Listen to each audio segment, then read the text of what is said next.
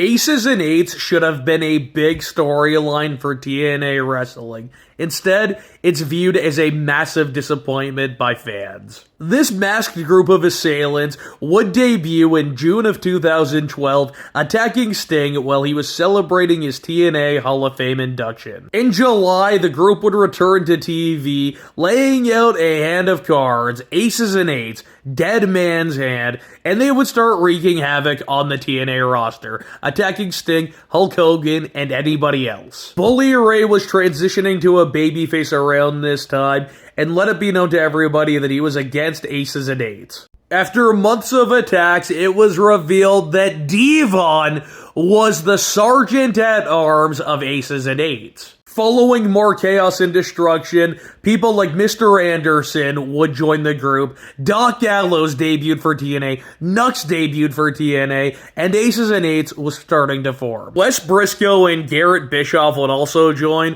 which we expected this to be top independent talent.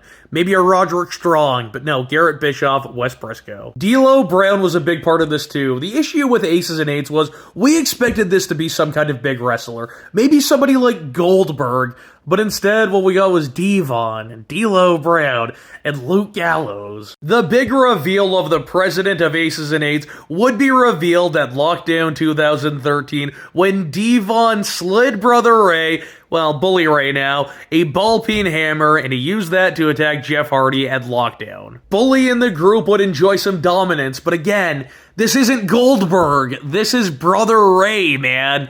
And eventually, Bully Ray would lose the championship to Chris Sabin, of all people, thanks to interference from Aces and Eights and Main Event Mafia. Yeah, Sting would reunite the Main Event Mafia, albeit looking a bit different this time, to try and take down Aces and Eights. An emo-looking AJ Styles would help the Main Event Mafia defeat Aces and Eights in August 2013. AJ Styles, former foe of Main Event Mafia, reunited with them. This time they were a babyface group. Makes sense. Around this time, Mr. Anderson would turn back babyface, turn on Aces and Eights, challenge Bully Ray unsuccessfully at No Surrender 2013 for the TNA World Heavyweight Championship, and then leave for a bit. The cracks were already forming, and then Bully Ray lost the TNA World Heavyweight Championship to AJ Styles at Bound for Glory. Mr. Anderson returned to TV, took down Bully Ray, and that was the dissolution of Aces and Eights. We saw Aces and Eights reform last year on Impact.